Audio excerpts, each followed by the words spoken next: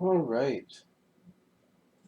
So I wanted to spend a little bit of time here just taking some of the concepts that we've been talking about in the book and hopefully giving them some sense of practical application.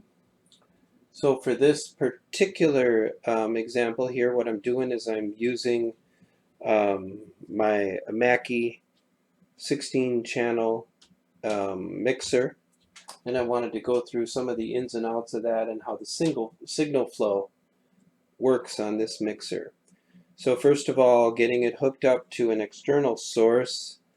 Um, Notice right in front of me here, I got my camera squared on it there. Sorry. Yep. I've got the main outputs, and then I've got left and right, and I've also got a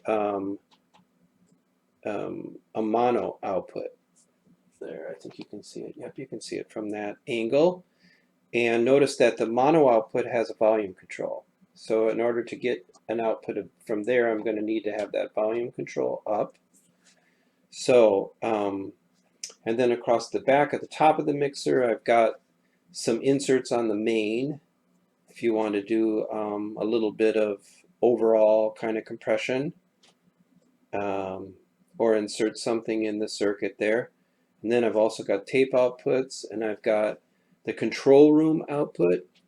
Most mixers today are made kind of so that they can function for home studio style recording and live. That's a change from the way it used to be a number of years ago, where there were live mixers and recording mixers and all of that. But most of them are made so they can be used in both. So you have a control room output, which is separate from your main output for monitoring. And then you've got your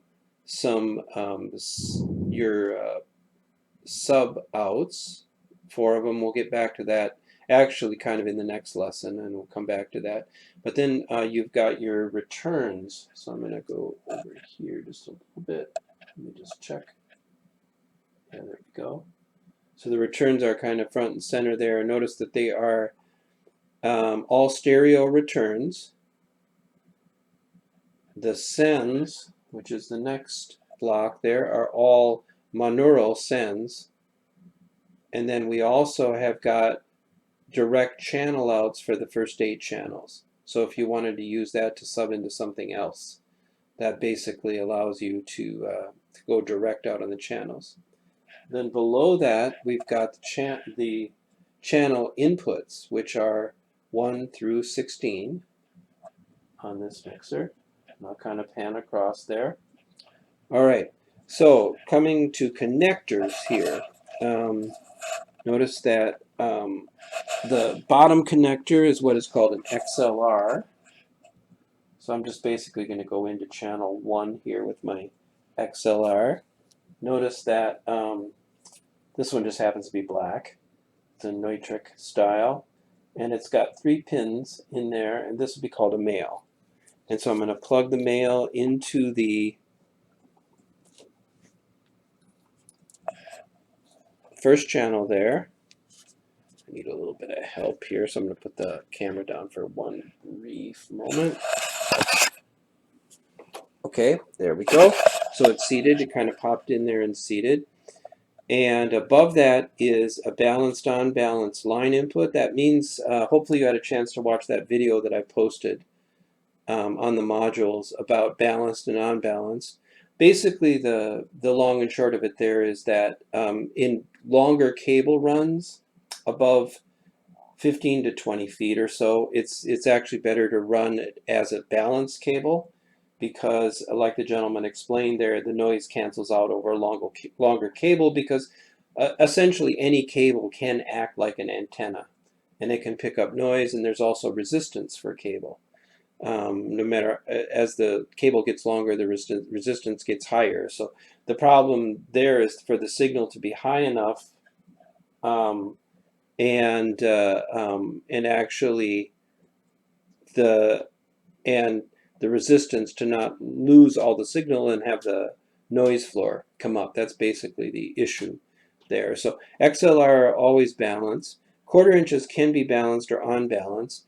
in this case, they're set up so you can use them either way. You can use them with a balanced or a non-balanced cable. And these would use a 1/4" style cable. So I have one right here that I wanted to show you. So this is what is called a 1/4". This is not a tip ring sleeve. This is just a tip sleeve. So this is the kind you would use for most instrument cables, unless you had an instrument. Some do have balanced outputs nowadays, and that is possible. But typically, most guitars and keyboards would run this kind of an input, and that would go into the line. And then each channel also has an insert. So, and this is if you want to do some individual compression, or you want to plug in some individual effects in the loop of the channel.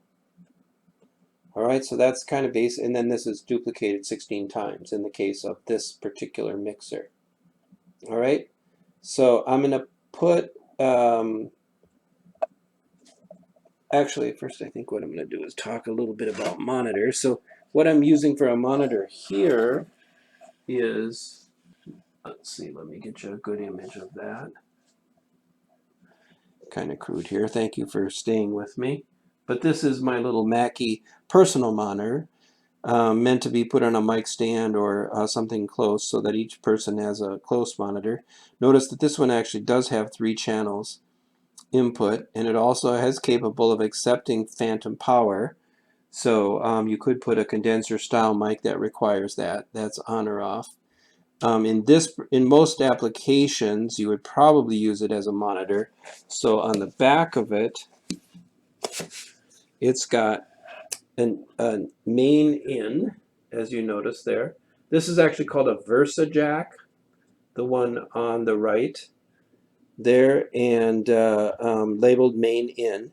And that means it can accept either a tip ring sleeve or regular 1/4" or an XLR. So it's basically set up to take either. And then these are meant, they can be daisy chained. So you can hook these things together and create a chain of monitors that might be all off of one